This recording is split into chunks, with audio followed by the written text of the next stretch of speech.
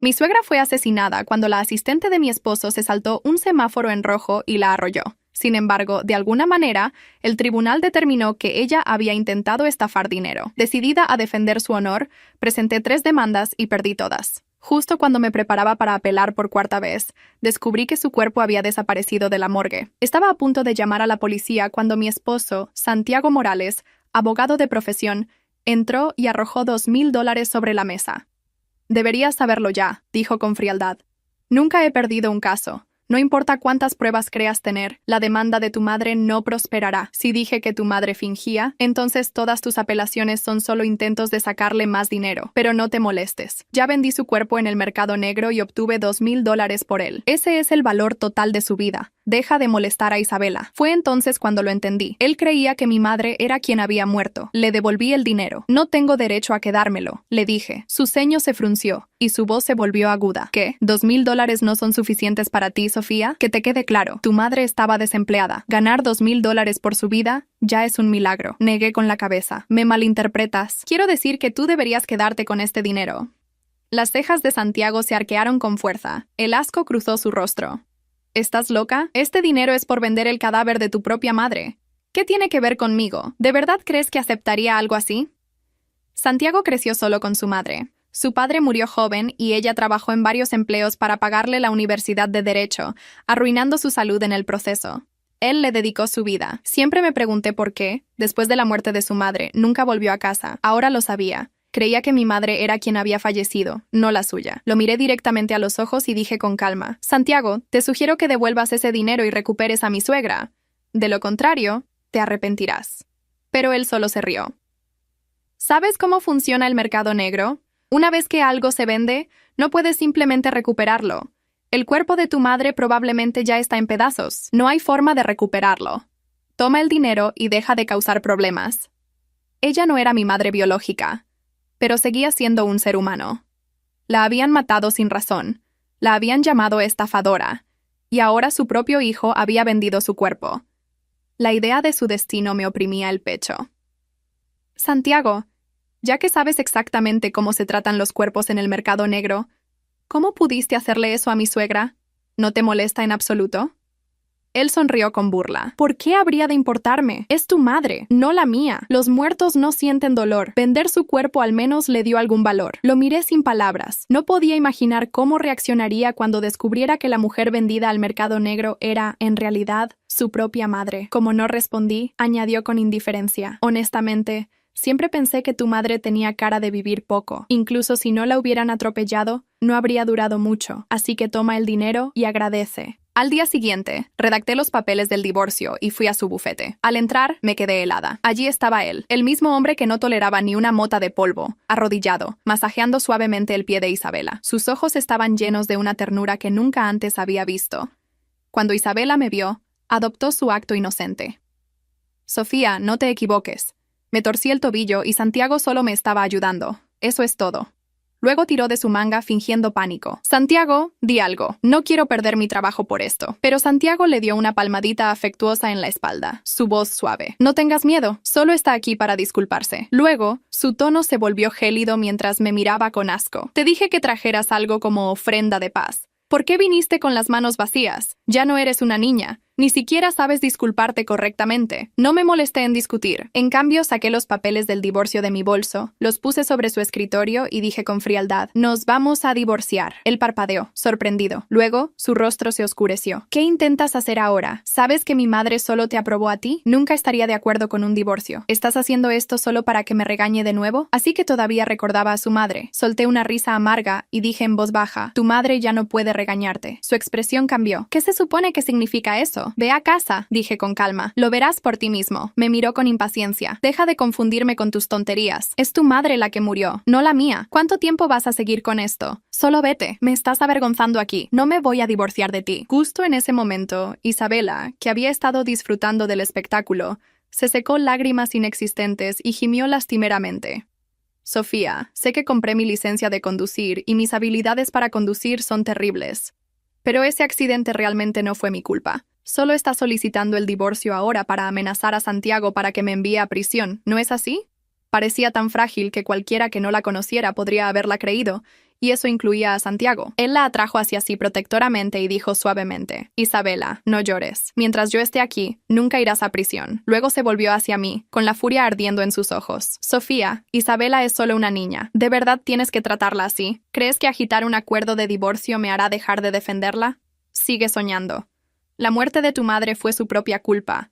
No obtendrás ni un céntimo de compensación. Y si te atreves a tocarle un pelo a Isabela, espera lo peor». Lo miré al hombre que una vez juró defender la verdad y la justicia, ahora protegiendo a la mujer que había matado a su propia madre. La tristeza que sentí era indescriptible, pero ya había terminado. Respiré hondo y dije lentamente, cada palabra firme y fría: «Este matrimonio ha terminado». El rostro de Santiago se torció de rabia. Arrancó los papeles del divorcio, los hizo trizas y arrojó los pedazos al aire. «¿Así que realmente quieres divorciarte de mí? Te daré lo que quieres, pero déjame dejar esto en claro. Si nos divorciamos, yo escribiré el acuerdo. Me aseguraré de que lo pierdas todo y salgas de este matrimonio sin nada más que vergüenza. También me aseguraré de que mi madre vea qué clase de nuera adoraba. Una mujer vil que usó la muerte de su propia madre para estafar dinero y presentar demandas falsas. A través de la ráfaga de papeles triturados que flotaban a nuestro alrededor, capté sus ojos fríos y vengativos, y la pequeña sonrisa satisfecha que se curvaba en los labios de Isabela. Aún así, no dije una palabra. Simplemente me di la vuelta y salí del bufete de abogados de regreso a casa. Empaqué mis cosas en silencio. Cuando bajé mi maleta por las escaleras, un gran grupo de personas ya se había reunido. Quedé aturdida, deprimida. Intentó quitarse la vida varias veces. Menos mal que su esposo es un abogado justo que defendió la justicia en lugar de ponerse del lado de su esposa codiciosa. De lo contrario, quién sabe por lo que habría pasado esa pobre chica. Y ahora, porque él no la ayudaría a estafar a la gente, ella lo está amenazando con el divorcio. Mira sus maletas. Ya están hechas sus acusaciones. Atravesaron el aire como cuchillos. A través de la multitud, vi a Isabela y Santiago de pie en la parte de atrás, ambos mirándome con satisfecha complacencia. Así que este era su plan: usar una transmisión en vivo para destruirme. Y funcionó. La reacción fue instantánea. Los transmisores en vivo fueron implacables,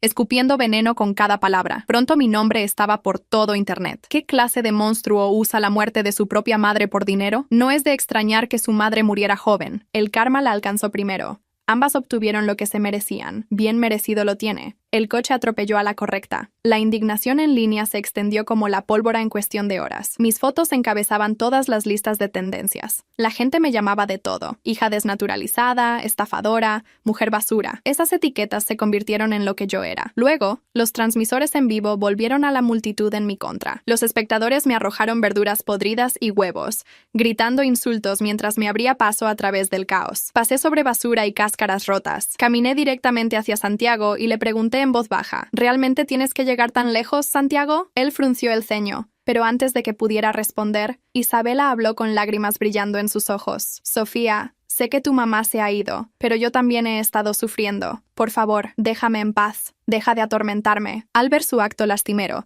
la mirada de Santiago se suavizó al instante. Luego se volvió hacia mí, su tono lleno de frío desprecio. «Sofía, te buscaste esto. Fue atropellada porque estaba fingiendo un accidente. No deberías haber arrastrado a Isabela a través de interminables demandas. Incluso tuvo que pagar para arreglar su coche después de que tu madre lo destrozara. Y nunca te pidió un centavo. A eso se le llama amabilidad. Pero tú simplemente seguiste presionando con un corazón tan podrido como el tuyo. No es de extrañar que tu madre muriera joven». Las palabras apenas habían salido de su boca cuando una voz familiar atravesó la multitud.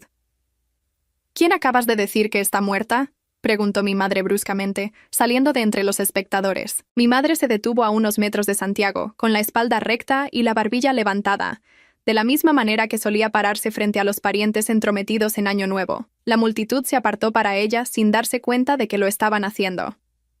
«Señora López, ¿quién acabas de decir que está muerta?», repitió mi madre, su voz clara y firme, porque la última vez que revisé, estaba comprando cebolletas abajo. Los transmisores en vivo bajaron sus teléfonos. Murmullos confusos ondearon a través de la multitud. Alguien susurró: «Espera». Entonces, ¿de quién robaron el cuerpo? Otro murmuró: «Nos equivocamos de mujer». La mirada de Santiago iba y venía entre mi madre y yo. Parecía como si alguien le hubiera quitado el suelo de debajo de los pies. Por un largo segundo, vi cómo la comprensión se le subía por la garganta y lo ahogaba. «Sí, si tu madre está viva, entonces el cuerpo era el de tu madre», terminé suavemente. Luego miré las lentes que aún apuntaban a mi cara. «Eres Lev», ¿verdad? Sigue transmitiendo. Un silencio cayó sobre la multitud. Incluso Isabela, que se había estado aferrando a la manga de Santiago con un labio expertamente trémulo, se quedó quieta. Presenté 3 demandas, dije frente a los teléfonos, porque la mujer que murió en esa intersección era mi suegra, la madre de Santiago. Trabajó en 2 empleos para pagarle la escuela de Derecho. Tenía las manos más amables. Preparaba sopa para el portero de nuestro edificio cuando se resfriaba. Enviaba paquetes de ayuda a los niños del refugio cada invierno. Fue atropellada en un paso de peatones por la conductora que estás protegiendo. Incliné la cabeza hacia Isabela, quien se estremeció después de que el tribunal la llamara estafadora. Su cuerpo desapareció de la morgue. Esta tarde, mi esposo me dijo que lo vendió en el mercado negro por $2,000. Señalé las cámaras. Todos ustedes lo grabaron burlándose de mi madre por valer tan poco. Ahora pueden grabar esto. No era mi madre, era la suya. El único sonido fue el de una paloma que se alejaba volando de la barandilla. Luego, todo se rompió. «¡Reproduce el clip!», gritó alguien. «¡Rebobina!». Y en algún lugar, en 10,000 pantallas a la vez, las palabras anteriores de Santiago se reprodujeron en un audio nítido y condenatorio. Ya vendí su cuerpo en el mercado negro y obtuve 2,000 por él. Los muertos no sienten dolor. Deja de molestar a Isabela. Isabela se puso pálida como el papel. Santiago retrocedió tambaleándose, como si, encorvado, buscara la pared a tientas. «No, eso no es». Intentó abalanzarse sobre mi madre. Me interpuse frente a ella por instinto. «No lo hagas, Santiago. Déjame explicarte». Su voz se quebró. «Pensé que era tuya. Pensé que era tu madre. Sé lo que pensaste. Me lo dijiste a la cara, me lo dijiste con una sonrisa burlona». El primer huevo golpeó el pavimento cerca del zapato de Santiago y estalló. Se enroscó en el calor, pero el frenesí ya no era por mí. Los dedos lo señalaban como flechas, palabras más duras que cualquier cosa que me hubieran arrojado minutos antes. Rasgaron el aire. «Monstruo, hijo ingrato, vendedor de cadáveres, fraude, quítenle la licencia. «Llamen a la policía». «Retrocede», dijo mi madre en voz baja detrás de mí. «Déjalo ver su verdad». Me hice a un lado. Los ojos de Santiago encontraron la bolsa de compras de la mujer mayor, las sandalias sencillas en sus pies, el pequeño adorno que siempre añadía al nudo de su pañuelo. El sonido más pequeño se le escapó, el sonido que hace un niño cuando un sueño le arrebata un juguete. Tragó saliva y se enderezó con un esfuerzo visible, fijándose en lo único que siempre supo hacer: controlar la sala. «Todos, cálmense», dijo, levantando las manos. «Ha habido un malentendido». Levanté mi teléfono. La luz roja de grabación me devolvió el parpadeo. «No, no lo ha habido, Santiago». «Por favor», siseó Isabela, acurrucándose a su lado. «Termina la transmisión. Esto es un asunto familiar. Podemos hablar en privado. Borra la parte donde tu jefe ordenó que se vendiera un cuerpo humano, como chatarra», le espetó una mujer de la multitud. «Donde mataste a un peatón y te libraste de los cargos llorando no lo hice». La voz de Isabela se quebró. «Ahórratelo», espetó alguien más. «Las imágenes de la cámara de tráfico eran públicas. Te pasaste el semáforo en rojo». Mi pecho se sentía paradójicamente hueco y lleno. El dolor y la furia eran mareas gemelas en mí, y las había cabalgado durante tanto tiempo que se sentían como el clima. Pero ahora había algo diferente en el aire, la caída de presión antes de que una tormenta rompa el calor. Bajé mi teléfono y le hablé a Santiago, no a la multitud. «Tienes 24 horas para decirle a la policía a dónde enviaste el cuerpo de tu madre y a quién. Si falta una sola parte de ella, eso está en tu conciencia. Si quieres salvar una astilla de tu alma, la recuperarás». La compostura de Santiago se quebró. El miedo brilló desnudo en sus ojos. «No sabes cómo funciona ese mundo». Una vez que ella está dentro, se detuvo, apretando la mandíbula. La multitud estalló de nuevo, con los teléfonos en alto como antorchas. «Lo admite. Conoce a los intermediarios. ¿Dónde? Nómbralos». Me miró, luego por encima de mi hombro, a mi madre y finalmente a Isabela. Ella intentó tomar su mano. Él no la tomó. «Lo arreglaré», me dijo. «La traeré a casa». «Tienes 24 horas», repetí, y me alejé. Pasé esa noche en el apartamento de mi madre, el que siempre olía ligeramente a naranjas porque secaba las cáscaras sobre la estufa de gas mientras preparaba té. Me senté en la pequeña mesa de madera y recopilé todo lo que tenía: marcas de tiempo de llamadas, copias de los alegatos, los registros de la cadena de custodia de la morgue, la captura de pantalla de la transferencia bancaria de Santiago a una nueva empresa fantasma, servicios para donantes GN Armiage. 2 horas después de que el cuerpo desapareciera, redacté una declaración y la envié a la policía, al Colegio de Abogados del Estado, a 3 periodistas de investigación y al médico forense de la ciudad. A las 2 de la madrugada, La tetera se apagó y mi madre me deslizó una taza hasta el codo. ¿Quieres que me quede despierta contigo? No quiero estar despierta a las 2, dije con la voz áspera, porque ella está aquí y viva, y el mundo se está inclinando de nuevo hacia el norte verdadero. Se me cerró la garganta y me apoyé en su hombro como no lo había hecho en años. La vendió, susurré en la vieja lavanda de su cardigan. Realmente la vendió. Vendió lo que ya había perdido. Mi madre me acarició el pelo. La hija de la mujer que amaba se convirtió en un hombre que solo se amaba a sí mismo. Ese niño murió antes de tocar los libros de derecho. Me besó la sien. Pero tú estás aquí y tu espalda está recta. Eso es lo que tenemos. Dormí 3 horas en la vieja habitación amarilla con el radiador que crujía. Cuando mi teléfono me despertó de un sobresalto al amanecer, la pantalla estaba encendida. Era un incendio forestal. Cientos de notificaciones, docenas de mensajes, amigos extraños, reporteros, un mensaje de voz de un detective, otro de una mujer cuya hermana había desaparecido hacía 5 años, un tercero de un hombre que trabajaba de noche en el hospital, susurrando sobre furgonetas en el muelle de carga. A las 6:12 de la mañana, Santiago llamó. Dejé que sonara hasta que saltó el buzón de voz. Volvió a llamar al cuarto timbre. Respondí. Estoy en el almacén de Riverport, en la unidad C10. No traigas a nadie. Creo que puedo... Ya estoy con la policía. Mentí con calma, poniéndome los vaqueros y atándome el pelo. Quédate donde estás, Santiago. Escúchame. Esta gente... 24 horas, dije, y colgué. Para cuando llegué al almacén de Riverport, el callejón estaba atascado de uniformes y coches indistintivos. Tenía prisa. El estómago se me revolvió. Un técnico con guantes azules comprobaba los números de serie y murmuraba números en una grabadora. En el suelo había un contrato arrugado. Servicios para donantes GN, Armitage. Acuse de recibo, 2000. Un cadáver de mujer adulta completo, sin identificar. No me di cuenta de que estaba conteniendo la respiración hasta que Song me tocó el codo. La encontramos, dijo en voz baja. Hay dolores tan fuertes que sacuden los cuadros de las paredes. Y hay dolores tan silenciosos que el mundo se inclina para oírlos. El mío era del segundo tipo, un pequeño sonido en la cocina de mi suegra, donde me había enseñado a batir los huevos sin salpicar. Me tapé la boca con la mano y asentí, y luego volví a asentir porque aún no podía decir gracias. Santiago estaba fuera de la unidad, flanqueado por 2 oficiales. Parecía un hombre caminando sin huesos. Por un momento su mirada encontró la mía. Se desvió. Los tendones de su mandíbula trabajaban en una molienda atormentada e inútil. Lo vamos a detener, dijo Song. Obstrucción a la justicia. Abuso de un cadáver. Veremos qué más añade el fiscal. ¿Isabela? Pregunté. ¿Está aquí? Song asintió sin inflexión, inclinando la barbilla hacia un Lexus negro que esperaba al final de la fila. Se negó a salir de su vehículo hasta que llegó su abogado. Su abogado está actualmente esposado. La puerta trasera se abrió de golpe. Los reporteros invadieron el callejón. Micrófonos y preguntas volaron. ¿Morales lo sabía? ¿Se va a divorciar de él? ¿Qué les dice a las familias que nunca recuperaron a sus seres queridos? Culpa a Isabela. Formaba parte de la estafa. Miré por encima del desorden, más allá de los tejados que formaban un bajo río de alquitrán, y encontré un cuadrado de azul pálido de luto. Digo que una mujer que se deslomó trabajando para criar a un hijo merece algo mejor que ser traficada después de la muerte. Digo que los tribunales que tildan a las víctimas de estafadoras porque es conveniente, responderán por ello. Y digo que el dolor nunca debería tener que gritar para ser creído. El funeral que planeamos para la señora Morales, una semana después, fue pequeño. Por intención, no invitamos a nadie que me hubiera apuntado con una cámara para llamarme basura. Invitamos al portero, al director del refugio, a 3 mujeres de su iglesia que lloraron sobre las tapas de las cacerolas, como si sus manos no pudieran sostenerlas firmes.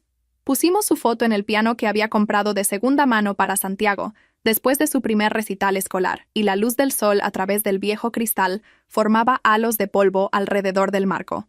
Mi madre llegó temprano, llevando el pañuelo que la señora Morales le había comprado a su hijo. Se lo había tejido el año que nos casamos. Después del servicio, me rodeó la cintura con un brazo y murmuró: «La elegiste como tu suegra». Eso fue sabio. No me sentía sabia, me sentía raspada, limpia y nueva, y antigua a la vez, como si el dolor me hubiera lijado hasta una versión diferente de mí misma, pero asentí. Porque a veces la sabiduría era simplemente quedarse. Cuando una mujer mejor merecía una despedida, Santiago no estaba allí. Había sido procesado y puesto en libertad bajo fianza con condiciones: entrega del pasaporte, sin contacto conmigo, confinamiento, excepto para citas legales. El Colegio de Abogados del Estado había suspendido su licencia en espera de un procedimiento disciplinario. El fiscal había añadido cargos: manipulación de pruebas, conspiración, acoso mediante fraude. No se había declarado. Isabela desapareció durante 3 días. Luego reapareció en un salón de belleza emergente con un nuevo peinado y una disculpa de creadora de contenido. Nunca quise hacerle daño a nadie. Por favor, respeten mi proceso de sanación. Los comentarios se incendiaron. Lo vi todo con desapego, la calma de alguien que ya había caminado por la casa después de las llamas y contado lo que el fuego no se llevó. Lo que me quedaba era suficiente. Todavía tenía mi trabajo en la clínica legal comunitaria. Mi directora, Rosa, me había puesto en licencia pagada la semana de la redada y me trajo de vuelta el lunes después del funeral con un abrazo que me partió la espalda y una pila de expedientes de admisión. Te dije que no despedimos a las mujeres por estar casadas con tontos, dijo enérgicamente. Puedes empezar con los casos de desalojo y si un solo reportero te molesta, se lo daré de comer a la fotocopiadora. Mi madre insistió en que me mudara a su habitación de invitados, hasta que el heredero de mi apartamento lo olvidara. Le pagué la mitad del alquiler, arreglé el grifo del baño que goteaba y le enseñé a usar un gestor de contraseñas. Por la noche, cuando la ciudad se suavizaba en sirenas lejanas y voces de pasillo, escribía declaraciones de testigos y practicaba la respiración, y me preparaba para el juicio. El abogado de Santiago, de oficio, porque sus bienes estaban congelados en espera de decomiso, presentó una moción para suprimir el clip de la transmisión en vivo. Denegada. Presentó una moción para desestimar el cargo de abuso de un cadáver. Denegada. Presentó una moción para continuar en espera de la investigación de la defensa. Denegada. En algún lugar, bajo las mociones, el hombre con el que me había casado estaba sentado con un traje, una talla demasiado grande, pareciendo una versión de sí mismo, dejada bajo la lluvia. 2 semanas antes del juicio, solicitó una reunión a través de nuestros abogados. Dije que no. Lo solicitó de nuevo. Dije que no. Envió una carta escrita a mano a través de Rosa, porque las condiciones impedían el contacto directo. La dejé sellada durante 3 días en la mesa de la cocina. Al cuarto, mi madre puso un bol de mango en rodajas y dijo, no leer una carta sigue siendo leerla con la espalda. La abrí. Sofía, no hay disculpa suficiente. Solo hay hechos. Puedo darte esos. GN Armitage es una tapadera dirigida por un hombre llamado Del Toro. Empezó a reclutar en la clase de contratos de segundo año cuando yo estaba en la universidad, ofreciendo estipendios a cualquiera que pudiera conseguir que los cuerpos se perdieran entre los hospitales y las funerarias. Nunca acepté su dinero. Entonces era el chico que no podía permitirse no ser un santo. Acepté su dinero 10 años después. ¿Podría decirte por qué? La hipoteca después de la inundación, el seguro de inundación que nunca pagó, la humillación cuando mi firma me excluyó de la sociedad y me hizo escribir escritos para niños de la mitad de mi edad, Isabela llorando en la escalera después de su reprimenda, las constantes llamadas de mi madre preguntando si estaba comiendo, porque no podía responder cómo estaba Casey. No podía responder cómo estaba Casey. Nada de esto importa. Aún así llamé a Del Toro. Aún así pedí el número de un intermediario. Aún así dije, ¿cuánto costaría? $2,000, resultó. $2,000 para arruinar lo último bueno de mí. Me declararé culpable de lo que sea que el fiscal acepte. Por favor, usa la información de transferencia adjunta para establecer una beca en el refugio a nombre de mi madre. El dinero está limpio. Es lo que ahorré antes de empezar a pudrirme. No te pido que me perdones. Te pido que vuelvas a encontrar el aire. ¿Ves? La nota temblaba en mi mano. La dejé y comí el mango que mi madre había cortado, bocado a bocado, hasta que el bol estuvo vacío. Luego llamé a la detective Song. Su carta menciona un nombre, Del Toro. Palmer, estaba a punto de llamarte, dijo sombríamente. Hemos registrado un almacén junto a los muelles mañana. Adivina qué nombre aparece en 3 contratos de alquiler. GN Armitage. Resultó que la corrupción no se pudre en silencio para siempre. Apesta. Y si sigues el olor, encuentras el desagüe. El fiscal añadió cargos de crimen organizado para 6 hombres, una mujer y una corporación fantasma, con 4 cuentas bancarias. Las familias a las que se les había dicho durante años que sus seres queridos nunca serían encontrados recibieron llamadas telefónicas, visitas, y en las tragedias afortunadas, restos. La mañana en que Del Toro fue procesado, Isabela publicó una foto en un bar de jugos con la leyenda, elijo la luz. Los comentarios publicaron el clip de ella gritándole a un encargado de estacionamiento 2 meses antes, mientras blandía una placa de discapacidad falsificada. Internet, habiendo aprendido una nueva forma para su indignación, giró. Su patrocinador la dejó. La boutique donde había comprado sus cristales de sanación la vetó de las instalaciones por la seguridad del personal. Lloró en directo. 200,000 personas lo vieron y no enviaron dinero. No lo vi.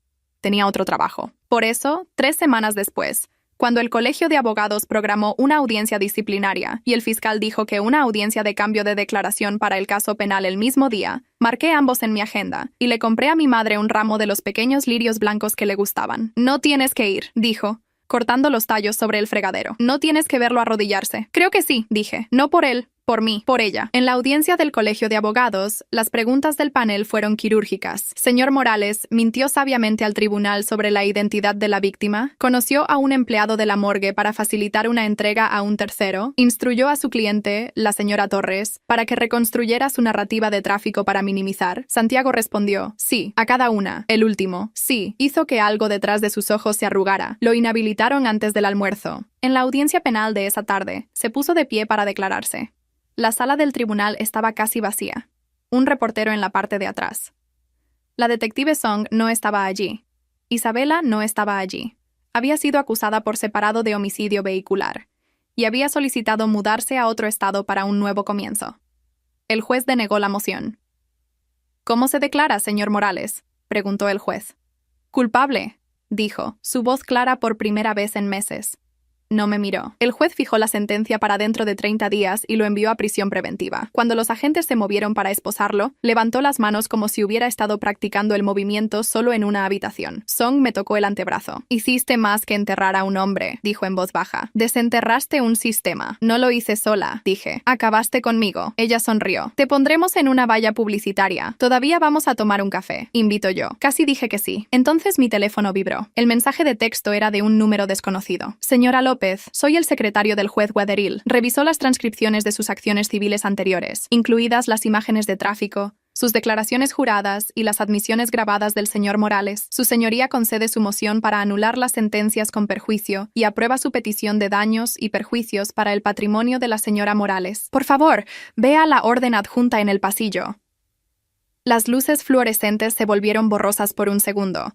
Parpadeé para volver a enfocarlas y abrí el PDF. La orden era real, estaba firmada.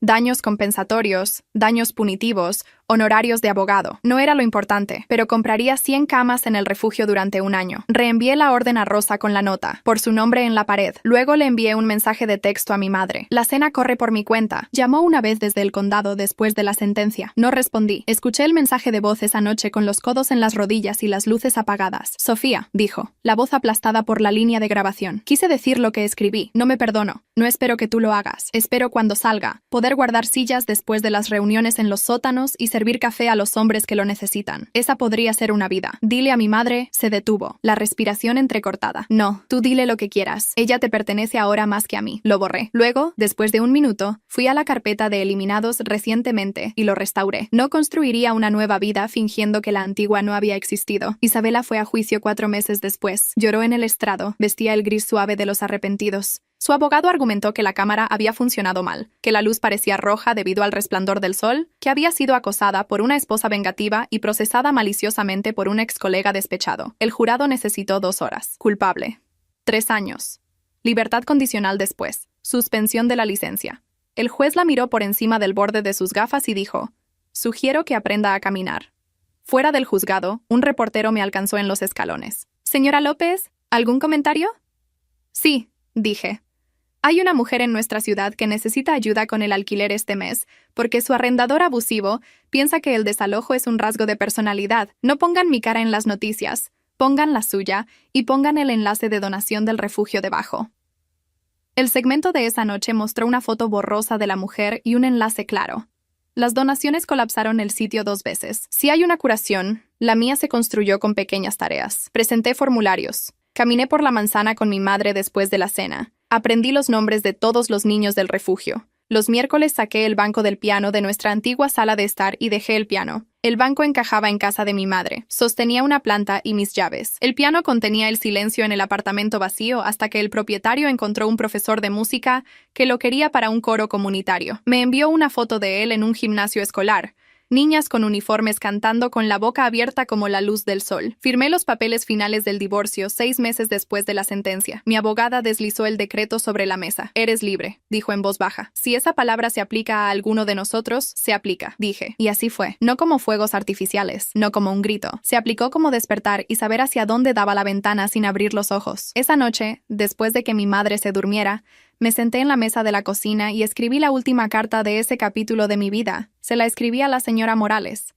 Querida mamá, hoy recogí un pastel de Maribel en la séptima de melocotón. ¿Por qué dijiste que el melocotón es el color del verano cuando se vuelve tímido? Puse 2 platos, y mi madre insistió en que cortáramos generosamente. Contó una historia sobre cómo me regañó por darme una segunda ración una noche. Porque esta niña tiene que llevar su guerra por dentro, ¿no? Nos reímos, lloramos, hicimos ambas cosas a la vez. Ganamos el caso en tu nombre. El dinero construirá una habitación para mujeres que necesitan una puerta que se cierre y se trabe. Tu nombre estará en esa puerta. Los niños lo dirán como una contraseña. Me quedé con un pañuelo. El azul aprendí a atarlo con un adorno que solías enseñarme antes de la iglesia, cuando nunca podía conseguir que los extremos quedaran iguales. Creo que finalmente lo hice bien. No tengo ninguna seguridad que ofrecer sobre tu hijo. Es un hombre que camina hacia una larga noche con las manos extendidas, pero está caminando. Eso tiene que contar para algo que puedas ver desde donde estás. No olvidaré la receta de la sopa o la forma en que sostenías un cucharón como un mazo cuando estabas a punto de perdonar a alguien.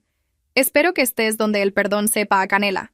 Gracias por el banco del piano. Ahora sostiene un filo dentro y mis llaves, y a veces mi espalda. Cuando estoy muy cansada, con amor, Sofía. Doblé la carta y la metí en el libro de cocina que me había regalado nuestra primera Navidad. Encajaba allí como si el libro la hubiera estado esperando. La primavera siguiente, en un martes tan ordinario que el cielo parecía cansado de ser azul, Rosa irrumpió en mi cubículo con 2 cafés y dijo: «Ponte una chaqueta, vas a la capital». ¿Qué? ¿A testificar? Sonrió. Proyecto de ley de la Asamblea 441, el que cierra las lagunas de los intermediarios de cuerpos y exige verificaciones cruzadas entre morgues e instalaciones médicas. ¿Quieren una cara para las palabras? Tú eres la cara, ¿no? El viejo pánico del tipo que huele a saliva de transmisión en vivo y huevos podridos me arañó la garganta. No me llevo bien con los micrófonos.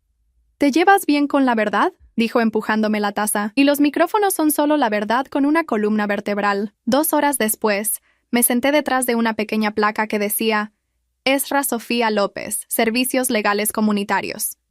Y le conté a una sala de trajes sobre una mujer que había hecho sopa y amado a un niño, y sobre un niño que se convirtió en una mujer, y sobre un hombre que olvidó su propio nombre hasta que le costó todo, y sobre una esposa que aprendió a dejar de hacerse más pequeña para que la ley cupiera en una caja. Un senador con el pelo plateado me preguntó: ¿qué les dice a aquellos que argumentan que este proyecto de ley agregará cargas a sistemas ya estresados?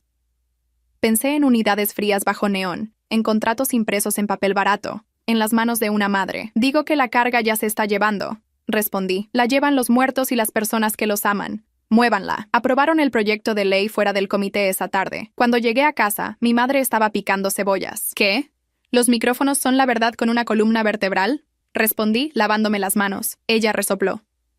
Esa Rosa pone sus eslóganes en el almuerzo. Obtuvimos una votación inicial, agregué. Se está moviendo. Bien, dijo mi madre. El arroz está perfecto. Comimos. Después de la cena, bajé al refugio para ayudar con la admisión.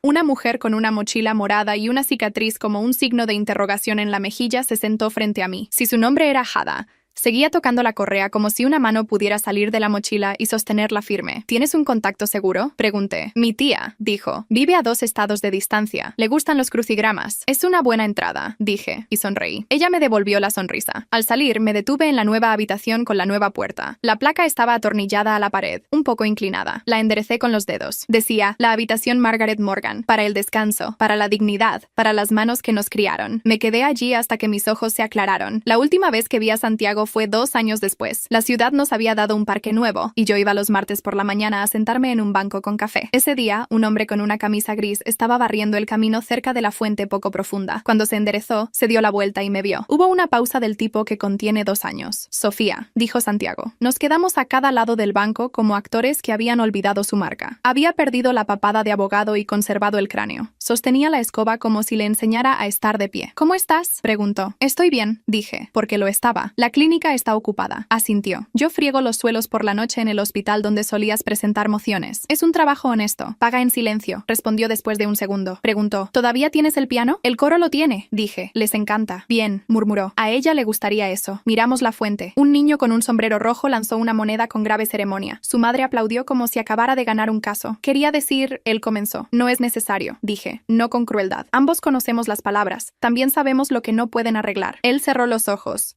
Los abrió. Siempre se te dieron mejor las frases correctas a ti. También dije una vez medio. Sonreí. Luego miró mi mano izquierda. No llevaba anillo. Llevaba una cicatriz en el nudillo de un cúter y tinta de un bolígrafo que goteaba. ¿Estás? Comenzó. Lo estoy, dije. Y no di más detalles. Había aprendido que la única historia que le debía era la que ya estaba escrita. Él asintió. Apoyó la escoba contra el banco y ofreció su palma. La tomé. Su agarre fue firme y breve cuando la soltó. Recogió la escoba y se fue. Nunca aprendí a hacer que la masa se comportara. Tal vez el perdón habría irrumpido en un gran preludio y nos habría limpiado a todos. En cambio, la vida que elegí fue más estable y extraña, y mucho más mía. Aprendí a cultivar en macetas de plástico en la escalera de incendios. Compré zapatillas para correr y las usé. Ayudé a escribir un estatuto que llevaba mis huellas dactilares tan débilmente que nadie más que yo podía reconocer las volutas. Dije los nombres de mi madre en habitaciones que nunca los habían oído, y vi cómo esas habitaciones cambiaban de forma. En el segundo aniversario del veredicto, visité el refugio temprano. El personal había colgado guirnaldas de luces que hacían que el pasillo se sintiera como una idea suave de un carnaval. En la habitación Margaret Morgan,